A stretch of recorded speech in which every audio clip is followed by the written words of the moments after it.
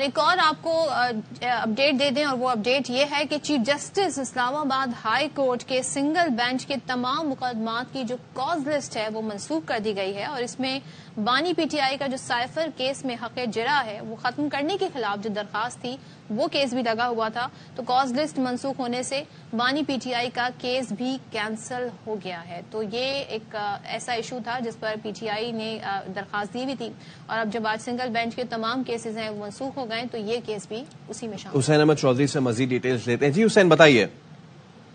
جی دیکھیں، اسلام آباد high court کے چیف جسٹس عامر فاروق کی سنگل بینچ کی آج تمام کاز لسٹ کینسل ہو گئی ہے، اور سنگل بینچ میں لگے ہوئے تمام کیسز جو ہے وہ کینسل کر دیے گئے ہیں۔ بانی پی ٹی آئی اور ان کے وکیل سکندر ذوالقرنین کی 2 درخواستیں تھیں، وہ بھی کاز لسٹ کینسل کر دی گئی ہے۔ بانی پی ٹی آئی اور سکندر ذوالقرنین نے جو درخواستیں دائر کی گئی تھی ان میں کہا گیا تھا کہ جو سائفر کیس ہے اس میں ان سے حق جرا جو ہے وہ چھینا گیا ہے، اور 2 سرکاری ڈیفینس کونسل مقرر کیے گئے ہیں، اور 2 سرکاری ڈیفینس کونسل جو مقرر کیے گئے تھے اس فیصلے کے خلاف ہائی کورٹ میں رجوع کیا گیا تھا۔ لیکن ایک چیز بتائیے گا، یہ کینسل ہونے کا کیا مطلب لیا جاتا ہے؟ کاز لسٹ کے کینسل ہونے کا کیا پھر وہ کسی اور ڈیٹ پہ جا کے وہ کیس سنے جائیں گے، یا پھر وہ کیس اب نہیں سنے جائیں گے؟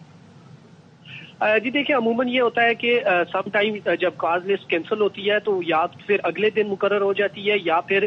کئی مہینوں تک مقرر نہیں ہوتی۔ یہ ابھی فیصلہ نہیں ہوا کہ یہ کیس کل دوبارہ لگایا جائے گا یا پرسوں لگایا جائے گا، تاہم آج کی کاز لسٹ جو ہے وہ کینسل کر دی گئی ہے۔ اب رجسٹرار آفس تک ہے کہ وہ اس کو کب مقرر کرتا ہے، لیکن میں آپ کو بتاتا چلوں کہ یہ وہ کیس تھا جس میں آلریڈی سزا ہو چکی ہے، اور یہ سزا سے پہلے درخواستیں دائر ہوئی تھیں، چونکہ یہ درخواستیں سزا سے پہلے سننی چاہیے تھی لیکن نہیں سنی گئی، نہ مقرر کی گئی۔ اب اس کیس میں سزا ہو چکی ہے، اور بظاہر دیکھا جائے تو یہ درخواستیں جو کینسل ہوئی ہیں بانی پی ٹی آئی کی وہ ویسے ہی غیر مؤثر ہو گئی ہیں کیونکہ اس کیس میں ان کو سزا ہو چکی ہے۔ ٹھیک ہے، حسین احمد چودھری ہمیں ڈیٹیل میں ساری صورتحال سے آگاہ کر رہے تھے، تھینک یو سو مچ۔